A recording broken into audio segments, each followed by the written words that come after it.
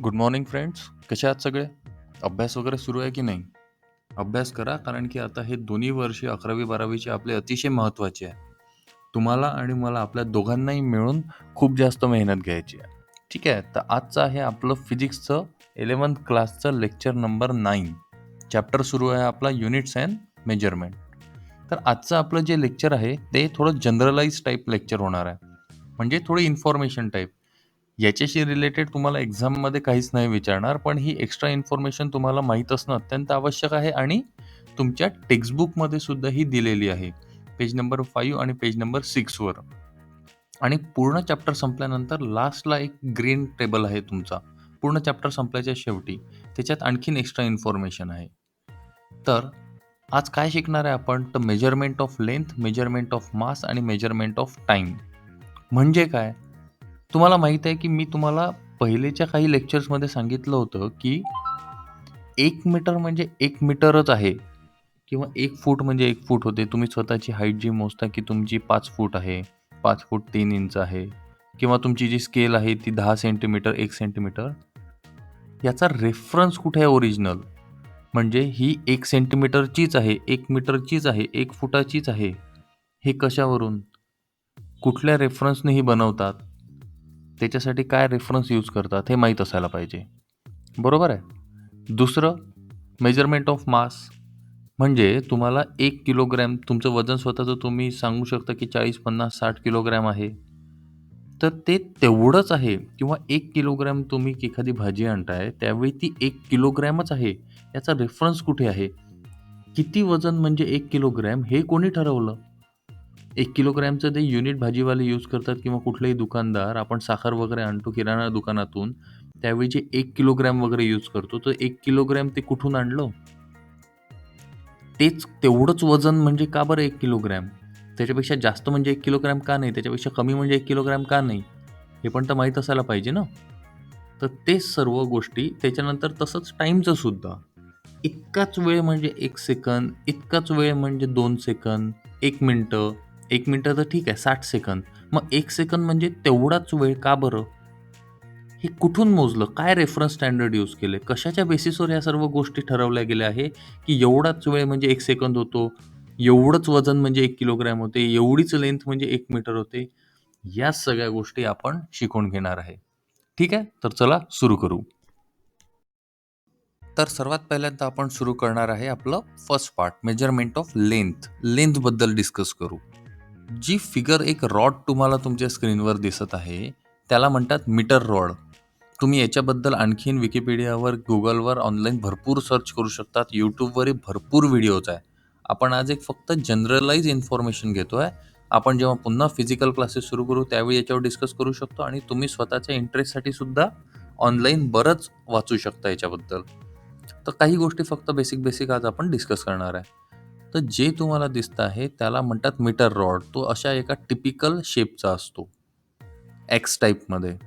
बरोबर, आणि तो एक प्लॅटिनम अलॉयपासून बनलेला आहे.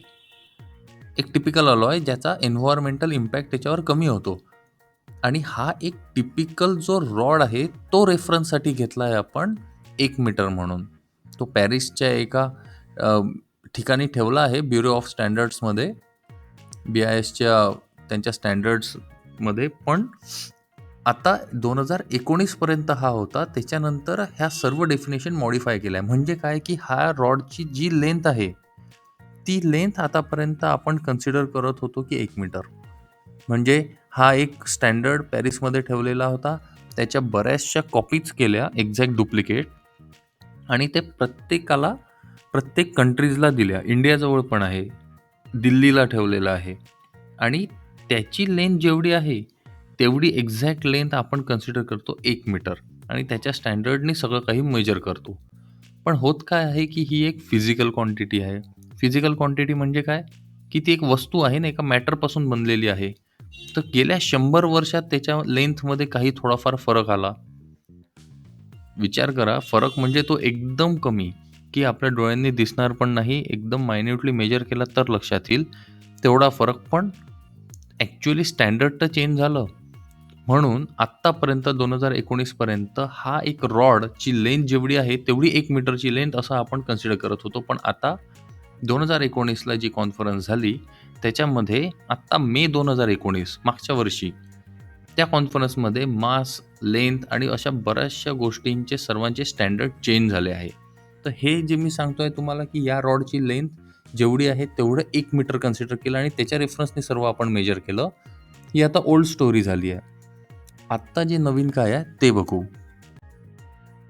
बघा, आता मेजरमेंट ऑफ लेंथ आपल्याला करायची आहे, तर त्यामध्ये मीनवाईल आपल्याला एक गोष्ट एक्झॅक्ट कळली आहे. आतापर्यंत तुम्हाला जेव्हा पण मी विचारत होतो, सांगा स्पीड ऑफ लाईट काय आहे? तर तुम्ही काय सांगू शकता किंवा 10 पर्यंत तुम्ही ऐकलेली आहे की 3 × 10⁻⁴ समथिंग, बरोबर आहे. पण exact speed of light in vacuum काय आहे? बॉक्समध्ये तुम्हाला स्क्रीनवर दिसते आहे. 299,792,458 मीटर पर सेकंद. ही एक्झॅक्ट आहे. त्याला आपण 3 × समथिंग लिहत होतो, बरोबर आहे. तर आपल्याला एक गोष्ट मात्र एक्झॅक्ट कळलेली आहे की स्पीड ऑफ लाईट काय आहे व्हॅक्यूममधली. हा एक कॉन्स्टंट आपल्याजवळ आहे. तर आता आपण याला यूज करून आपलं 1 मीटर म्हणजे काय ते कॅल्क्युलेट केलेलं आहे आणि त्याला स्टँडर्ड बनवलं आहे. बघू ती प्रोसिजर काय होती. एका मीटरची प्रोसिजर काय होती. 1 मीटर म्हणजे किती डिस्टन्स असेल हे कसं ठरवलेलं आहे. तर त्यासाठी आपण काय यूज केलेलं आहे, speed of light in vacuum हा कॉन्स्टंट, आणि कॉन्स्टंट आपल्याजवळ आहे. किती आहे? 299,792,458 मीटर पर सेकंद. बरं, याचा अर्थ काय होते की लाईट हा 299,792,458 मीटर एका सेकंदात ट्रॅव्हल करतो व्हॅक्यूममध्ये, प्रोव्हाइडेड व्हॅक्यूममध्ये. व्हॅक्यूम एखादं असेल तर त्या व्हॅक्यूममध्ये म्हणजे स्पेसमध्ये तो लाईट हा किती स्पीडने जातो? 299,792,458 मीटर एका सेकंदात. कळत आहे तुम्हाला ती स्पीड किती जास्त आहे, आणि ती एक्झॅक्ट आपल्याला माहिती आहे. तर मग आपण त्याच्यावरून कसं कॅल्क्युलेट करू शकू? तर बघा, एक जनरलाइज स्पीडचा फॉर्म्युला आपल्याला माहिती आहे की speed is equal to distance upon time. हे आपल्याला माहिती आहे. मग त्याच्यावरून आपण distance is equal to speed into time करू शकतो ना. Speed is equal to distance upon time, म्हणजे distance is equal to speed into time. टाईमला तिकडे घेऊन गेलो, बरोबर. मग आपल्याजवळ आता फॉर्म्युला आहे distance is equal to speed into time. तर आपण जर समजा त्या स्पीडमध्ये आपल्याला माहिती आहे speed of light in vacuum ती टाकली 299,792,458 मीटर पर सेकंद, आणि टाईम जर समजा 1 सेकंद घेतला, तर त्यावेळी किती डिस्टन्स ट्रॅव्हल करत आहे लाईट? मीटर पर सेकंद आणि सेकंद, सेकंद कॅन्सल होऊन गेला, मीटर जसं तसं राहिलं. म्हणजे डिस्टन्स किती आलं तुमचं? 299,792,458 मीटर. म्हणजे याच्यावरून काय कन्क्ल्यूड झालेलं आहे आपलं की लाईटची स्पीड 299,792,458 मीटर पर सेकंद होती, तेव्हा एका सेकंदात तो किती डिस्टन्स ट्रॅव्हल करत होता? तर 299,792,458. काहीच नाही आहे, तिथल्या तिथेच आपण सध्या खेळतो आहे. कळलेलं आहे. तर आता बघू की याचा यूज करून आपण 1 मीटर कसं कॅल्क्युलेट करू शकतो. तर आतापर्यंत आपण हे तर बघितलं होतं की distance is equal to speed upon time कसं यूज केलं होतं आणि डिस्टन्स कॅल्क्युलेट केलं होतं. तर आता मला सांगा की मी पुन्हा तोच फॉर्म्युला घेतला, distance is equal to speed into time. तर डिस्टन्स इज इक्वल टू स्पीडची व्हॅल्यू आपल्याकडे आहे लाईटची व्हॅक्यूममधली 299,792,458 metre per second into 1 second.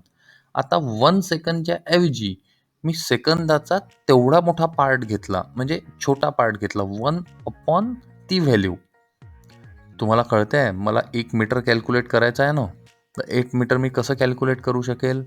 Distance आहे आपल्याकडे समथिंग ती व्हॅल्यू 299,792,458 मीटर अपॉन सेकंद, आणि आता जर मी त्यालाच डिवाइड केलं 1 अपॉन समथिंग सेकंदनी, तर काय होऊन जाईल? ती 299,792,458 कॅन्सल होऊन जाईल दोन्ही साईडची. त्याला जर मी मल्टिप्लाय केलं म्हणजे 299,792,458 इंटू 1 अपॉन 299,792,458, तर ती मोठी व्हॅल्यू कॅन्सल होऊन जाईल न्यूमरेटर डिनॉमिनेटरची. करेक्ट आहे. आणि युनिट्समध्ये काय होईल? Metre per second into second, म्हणजे सेकंद कॅन्सल होऊन जाईल, म्हणजे युनिट काय राहील? मीटर. आणि ती व्हॅल्यू कॅन्सल झाल्यामुळे काय राहील? 1. मग तुम्हाला काय भेटत आहे? 1 मीटर. तुम्ही स्वतः लिहून पहा बुकवर आणि करून बघा, तुमच्या लक्षात येईल हे. बरोबर आहे ना? इझीच आहे. ती व्हॅल्यू कॅन्सल झाली आहे, तर आपल्याजवळ 1 राहिला आहे फक्त, आणि metre per second into second, तर सेकंद कॅन्सल झाला आणि मीटर उरला आहे. म्हणजे काय आलं आपल्या इथे? 1 मीटर डिस्टन्स आलं. कसं आलं हे तुम्ही एकदा पुन्हा स्वतः लिहून पहा, तुमच्या लक्षात येईल. तर याच्याच वरून आपण मग आता 1 मीटरची डेफिनेशन कशी फाइंड आउट केली आहे की 1 metre is the length of the path travelled by a light in a vacuum during a time interval of 1/299,792,458 second. म्हणजे काय नेमकं की 1 मीटर काय डिस्टन्स आहे आता की एका सेकंदाला आपण इतके वेळा डिव्हाइड केलं. किती वेळा? एका सेकंदाचे तुकडे केले आपण 299,792,458. तर लक्षात येत आहे ना तुम्हाला? एका 1 अपॉन आहे ते 1/299,792,458 म्हणजे एका सेकंदाचे आपण तुकडे केले छोटे छोटे 299,792,458. एका सेकंदाचे 2 तुकडे केले, 5 केले, 10 केले, असे 299,792,458 तुकडे केले. त्यातला जो एक तुकडा आहे तितक्या वेळात लाईट जेवढा ट्रॅव्हल करतो तेवढं डिस्टन्स म्हणजे आपलं किती 1 मीटर होते. हे आपण ह्याच्यावरून स्टँडर्डाइज केलं. इमॅजिन होत आहे सर्व गोष्टी. जर याच्यातली कुठलीही गोष्ट एखादी कन्फ्युजिंग वाटत असेल, लक्षात नसेल तर थोडासा रिव्हर्स करा व्हिडिओ आणि पुन्हा एकदा ऐका, नक्की कळेल. आणि तरीही काही समजलं नाही तर मला मेसेज करा व्हॉट्सअपवर, मी तुम्हाला एक्सप्लेन करतो. ठीक आहे. तर अशा प्रकारे आता याच्यात काय आहे की हा तर कॉन्स्टंट आहे 299,792,458 हा एक कॉन्स्टंट आहे. कशाचा? लाईटचा, व्हॅक्यूममधून ट्रॅव्हल होण्याच्या स्पीडचा. तो कधीच चेंज नाही होणार आहे. तर त्याच्यामुळे over the period of time कधीतरी 1 मीटरची व्हॅल्यू चेंज होऊ शकते का? नाही होऊ शकत, कारण की कॉन्स्टंट चेंज नाही होणार आहे. याच्या आधी काय प्रॉब्लेम होता? जो आपण रॉड घेतला होता तो एक 100 वर्षात 200 वर्षात काहीतरी झिजत होता. तो त्याचं वेट लॉस करत होता किंवा लेंथ लॉस करत होता. मटेरियल आहे ना ते. Over the period of time काही ना काही त्याच्यात कमी येईल. तर ते तो जो एरर येतो तो अवॉइड करण्याकरिता आपण कॉन्स्टंटवरून याला फाइंड आउट केला. आता काय आहे की स्पेसमध्ये, पूर्ण युनिवर्समध्ये लाईटची स्पीड कुठेतरी चेंज होणार आहे का? नाही. तिथं कॉन्स्टंट राहणार आहे 299,792,458. लाईटची स्पीड व्हॅक्यूममध्ये, स्पेसमध्ये कुठे पण कॉन्स्टंट राहील. त्याच्यामुळे 1 मीटर हे डिस्टन्स आता पूर्ण युनिवर्समध्ये आपल्यासाठी आपण ते कॉन्स्टंट पकडू शकतो. लक्षात आलेलं आहे? तर आता बघू पुढचं. सेकंड आहे तुमचं मेजरमेंट ऑफ मास. तुम्हाला जो एक सिलेंडर टाईपमध्ये दिसतोय ना असा चमकणारा, त्या सिलेंडरला एक स्पेशल नाव आहे, ली ग्रँड के. तो एक प्लॅटिनम अलॉयचं सिलेंडर आहे. म्हणजे काय? आतापर्यंत आपण जे काही 1 kg यूज करत होतो ना, ते 1 kg वजन किती असतं? तर वजन या सिलेंडरचं जेवढं वजन आहे तेवढं 1 kg वजन असतं. काहीतरी तर रेफरन्स पाहिजे ना, की ज्याच्या रेफरन्सने आपण 1 kg बनवू शकू.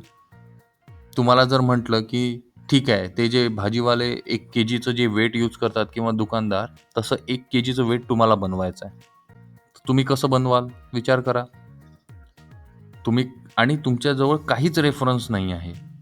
तुम्हाला ते 1 kgचं वजन बनवायचं आहे. तुम्हाला म्हटलं मला सांगा ते 1 kgचं दुसरं एक वजन बनवून द्या मला. तर कसं बनवाल तुम्ही? काहीतरी रेफरन्स लागेल ना. तुम्ही म्हणाले मी वाल्याजवळून किंवा दुकानवाल्याजवळून एखादं ते 1 kgचं आणेल आणि त्याच्या वजना एवढं बरोबर 1 kgचं बनवेल. पण सर्वात पहिलं 1 kg ज्यांनी कोणी बनवलं असेल, ते तर काहीतरी रेफरन्सने बनवलं असेल ना. तर ते आहे हा सिलेंडर. याला स्पेशल नाव आहे ली ग्रँड के. तर या सिलेंडरचं जेवढं वजन आहे, ते रेफरन्स यूज केला आहे आपण आपल्या 1 kgच्या सिलेंडरसाठी किंवा 1 kgच्या वेटसाठी. आता होत काय आहे? ही पण आता ओल्ड स्टोरी झाली आहे. ह्याला पण आपण रिवाइज केलेलं आहे एका कॉन्स्टंटनी. काय प्रॉब्लेम झाला होता की पुन्हा तेच over the period of time म्हणजे 100 वर्षात एक 50 मिलीग्रॅम वगैरे, खूपच कमी, हे वजन याचं वाढलं किंवा कमी झालं. मी असं का बरं म्हणतोय दोन्ही? काय केलं होतं की हा जो सिलेंडर आहे, हा ली ग्रँड के प्लॅटिनम अलॉयवाला, हा एका पॅरिसच्या त्याच म्युझियममध्ये ठेवला होता. त्याच्यानंतर त्याच्या मल्टिपल कॉपीज केल्या होत्या. त्याची एक कॉपी आपल्या इंडियाला पण भेटलेली आहे, ती न्यू दिल्लीला ठेवलेली आहे. त्याच्या रेफरन्सने आपण आपल्या इथले किलोग्रॅम बनवतो. दर 20 वर्षांनी काय होते, कॉन्फरन्स होते, त्याच्यामध्ये पूर्ण जगातल्या प्रत्येक कंट्री जवळचे जे हे असे सिलेंडर असतात ते एका ठिकाणी आणतात आणि एकमेकांसोबत कम्पेअर करतात. तर 100-1 वर्षात काय झालं आहे की या सगळ्यांमध्ये जो डिफरन्स आला आहे, म्हणजे हे स्टँडर्डपासून जेव्हा बनवून दिला होता, पॅरिसमध्ये जो स्टँडर्ड ठेवला आहे त्याच्यासारखाच एक्झॅक्ट बनवून जो इंडियाला दिला, पाकिस्तानला दिला, नेपाळला दिला, सर्वांना दिला, एकेका कंट्रीला एक एक, की तुम्ही याच्या रेफरन्सने तुमचे बनवा पुढे. तर हे जेव्हा पुन्हा आणले आणि कम्पेअर केले, तर या सगळ्यांमध्ये जो डिफरन्स आला, त्या डिफरन्सचा ॲव्हरेज हा 50 मिलीग्रॅम होता. म्हणजे सगळं मिळून सगळ्या याच्यात एक्झॅक्ट सगळे काही 0-0 मॅच नाही झाले. त्याच्यात काहीतरी मग याच्यात 2 पॉसिबिलिटी आहे, की एक तर बाकीच्या कंट्रीज जवळचे जे होते त्याचं वजन वाढलं. वजन कसं वाढू शकतं? तर एअरमध्ये जे छोटे-छोटे डस्ट पार्टिकल आहेत ते याला खूप साऱ्या सिक्युरिटीमध्ये ठेवतात, पण तरी ते डस्ट पार्टिकल जर त्याच्यावर काही आले, तर ते हलकंसं त्याचं वजन वाढू शकतं गेल्या 100 वर्षात. किंवा हा जो ओरिजिनल आहे तो त्याचं वजन कमी करू शकतो काही काही पण कारणामुळे, कुठले पण रिझन्स असू शकतात. व्हॅक्यूम चेंबरमध्ये त्याला ठेवतात तरीसुद्धा काहीतरी तर प्रॉब्लेम आला आहे. म्हणजे काय प्रॉब्लेम काय आला आहे, की आता तुमचं जे 1 केजीचं एक्झॅक्ट कॉन्स्टंट होतं ते कॉन्स्टंट नाही राहिलं आहे. ते चेंज झालं आहे. त्याच्यात 50 मिलीग्रॅमचा फरक आलेला आहे. मग तुम्ही म्हणाल, "सर 50 मिलीग्रॅमने काय फरक पडतोय?" तसं नाही. विचार करा, की जे एकदम छोट्या लेव्हलला मेजर करतो आपण. छोट्या लेव्हलला म्हणजे तुमचे जे मेडिसिन्स आहे, त्याच्यामध्ये काही कंटेंट तुम्ही बघा त्याच्या मागच्या साईडला ते काही मिलीग्रॅममध्ये असतात. 2 मिलीग्रॅम, 4 मिलीग्रॅम. विचार करा जर तुमच्या मेजरमेंटमध्ये जर 50 मिलीग्रॅमचा फरक येतो आहे, तर ते छोटे 5-10 मिलीग्रॅमचे जे कंटेंट आहे तुमच्या मेडिसिनमधले, ते जर चेंज झाले, तर प्रॉब्लेम होईल ना. त्याचे त्याचे खूप सारे साईड इफेक्ट होतील. तर ते सर्व अव्हॉइड करण्यासाठी तेच मागच्या वर्षीच्या मे 2019ला जी कॉन्फरन्स झाली होती, त्याच्यामध्ये याला सुद्धा रिवाईज केलेलं आहे. मग आता बघू, आता ही ओल्ड हिस्ट्री झाली आहे. मागच्या वर्षी 2019 पासून आता नवीन डेफिनेशन लॉन्च झाली आहे. तर बघू आता नवीन प्रकारे 1 किलोग्रॅम कसं मेजर करतो आपण. नवीन 1 किलोग्रॅमच्या डेफिनेशनसाठी आता आपण एक नवीन प्रकार यूज करतो. त्याला एक किबल बॅलन्स म्हणतात. ते यूज करतो. त्याची एक छोटीशी डायग्राम मी तुम्हाला दाखवलेली आहे. त्या डायग्राममध्ये काय आहे बघा, एका साईडला राईट हँड साईडला 1 केजीचं जे स्टँडर्ड युनिट होतं, जे आपण स्टँडर्ड म्हणतोय ते अटॅच करतात आणि दुसऱ्या साईडला बॅलन्स करायसाठी इलेक्ट्रोमॅग्नेटिक इफेक्ट वापरतो. म्हणजे काय? की इलेक्ट्रिक करंट पास केल्यानंतर जे इलेक्ट्रोमॅग्नेटिक फील्ड तयार होते, तुम्ही शिकलेले आहे याच्या आधी, की करंट पास केला की मॅग्नेटिक इफेक्ट तयार होतो. त्याला इलेक्ट्रोमॅग्नेट म्हणतो आपण. तर ते इलेक्ट्रिक करंट जेवढा वाढला, तेवढा मॅग्नेटिझम वाढत जातं. तर आपण इलेक्ट्रिक करंट वाढवत जातो. कधीपर्यंत? की जोपर्यंत त्या इलेक्ट्रोमॅग्नेटिक इफेक्टमुळे दुसऱ्या साईडचा 1 केजीचा जो बॅलन्स आहे, तो एक्झॅक्ट इकडे लेफ्ट हँड साईडला आपण धरून नाही ठेवू शकत.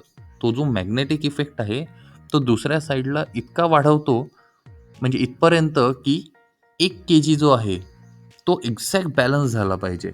करंट कमी जास्त केला की मॅग्नेटिक इफेक्ट कमी जास्त होईल. मॅग्नेटिक इफेक्ट कमी जास्त केला की तो बॅलन्स पुढे मागे सीसॉसारखा होईल. तर आपण त्याला या लेव्हलपर्यंत आणून सेट करतो की तो पुल करेल त्या 1 केजीच्या वेटला, तो मॅग्नेटिक इफेक्ट, आणि त्याला बॅलन्स करेल.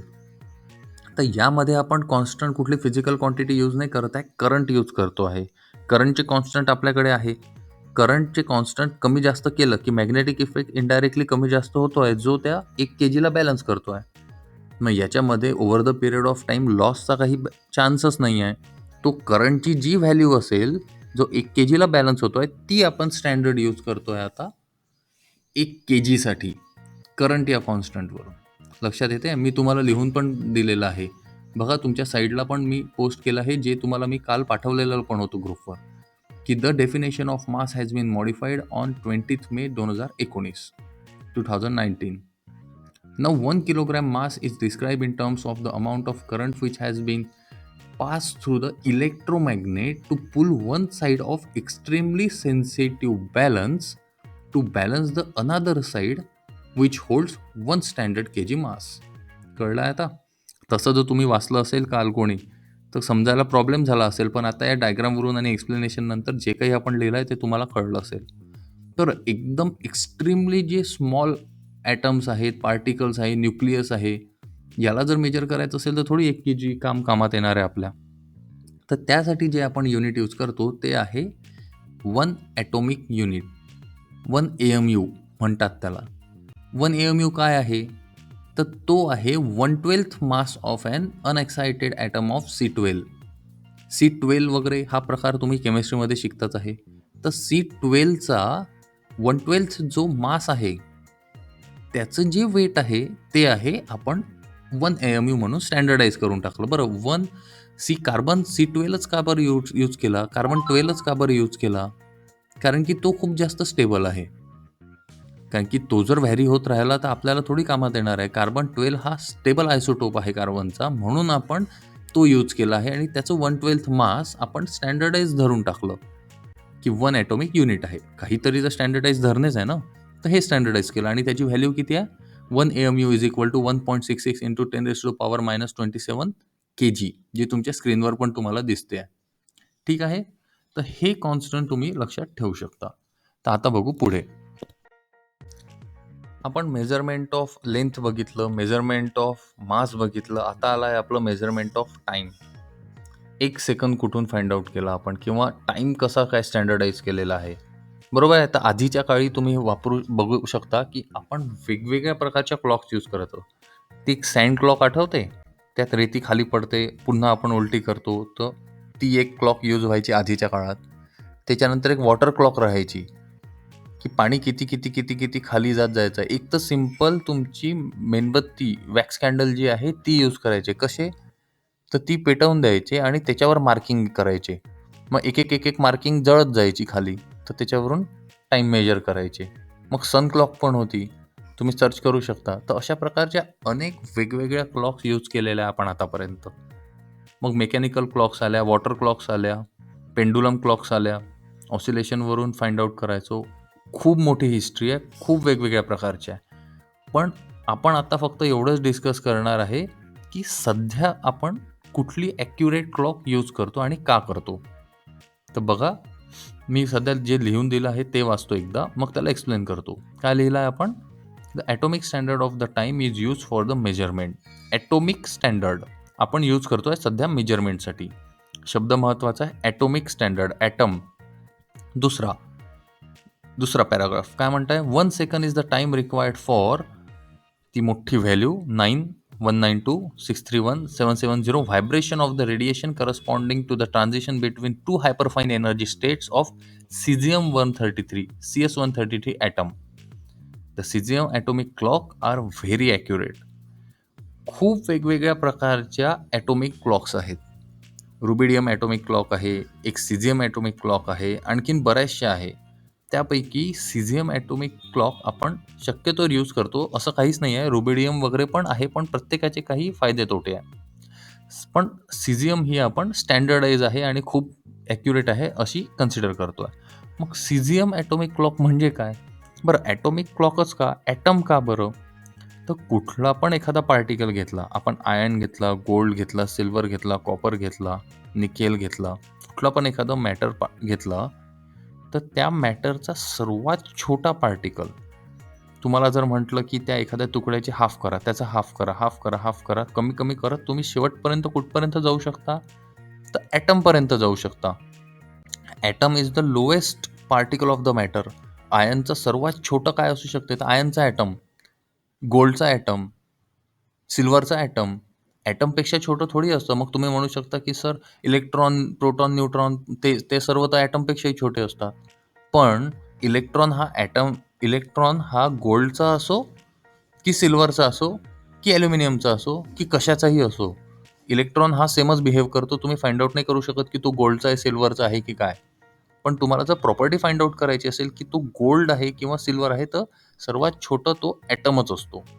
म्हणजे Cesiumचा सर्वात छोटा ॲटम असू शकतो, गोल्डचा सर्वात छोटा ॲटम असू शकतो, सिल्वरचा सर्वात छोटा ॲटम असू शकतो. तर तो प्रॉपर्टी त्या मटेरियलची धरून की तो सिल्वरचा आहे, गोल्डचा आहे, हे धरून सर्वात छोट्यात छोटं काय असू शकतं? ॲटम. म्हणून आपण नेहमी ॲटॉमिक स्टँडर्ड यूज करतो.